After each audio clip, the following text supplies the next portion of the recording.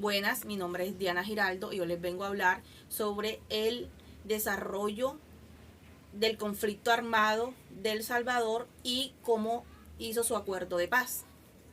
Este evento se dio entre 1980 y 1992. Entre sus antecedentes históricos están la tensión política social, la desigualdad económica y social, la represión política y la falta de oportunidades para todos los habitantes de El Salvador.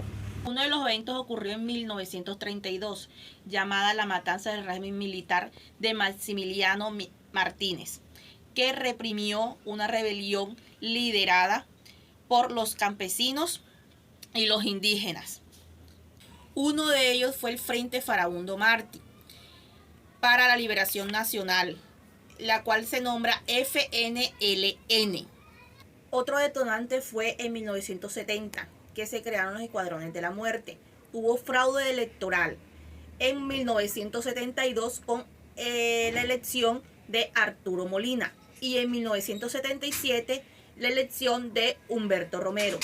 Luego de ello fue la muerte del obispo Oscar Romero, que fue en 1980, que sería el detonante de la guerra civil.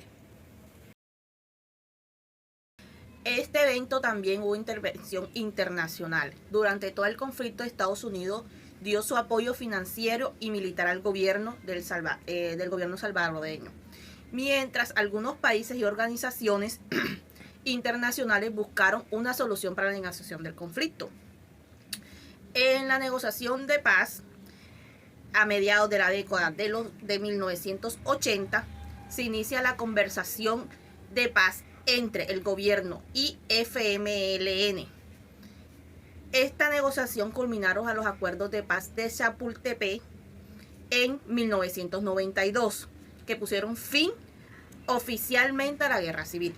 Durante el acuerdo de paz, la transición a la democracia, tras los acuerdos de paz, El Salvador pasó por un proceso de transición y a la democracia. Se llevaron a cabo elecciones a la democracia, se reformaron instituciones y se estableció el clima político más estable. Los desafíos posteriores a este acuerdo, a partir de la guerra, El Salvador se enfrentó a desafíos continuos como la violencia de pandillas, la migración, la corrupción y la inseguridad, la reconciliación nacional y la justicia para las víctimas en el conflicto también ha sido temas importantes en la historia posterior al conflicto. ¿En qué consistió el acuerdo de paz en El Salvador? Primero que todo, las partes expresaron que el proceso de paz debía estar orientado por los siguientes propósitos comunes. Primero, terminar el conflicto armado por la vía política al más corto plazo posible. Segundo, impulsar la democracia del país. Tercero, garantizar el irrestricto respeto a los derechos humanos. Y por cuarto, unificar a la sociedad salvadoreña. ¿Qué dificultades enfrentó el acuerdo de paz de El Salvador durante la fase de implementación? Bueno, primero que todo, resistencia y oposición, ya que hubieron algunos sectores como militares, políticos y económicos que se resistían a los cambios propuestos en el acuerdo. Como segundo, desarme y desmovilización. Esta desarme y desmovilización era uno de los puntos claves, ya que a los grupos paramilitares y guerrilleros les tocaba entregar sus armas, para así ellos integrarse a los excombatientes y a la sociedad. Como tercero, la reforma del sistema de seguridad. El acuerdo establecía una reforma del sistema de seguridad, incluyendo la depuración de las Fuerzas Armadas y la creación de una nueva política.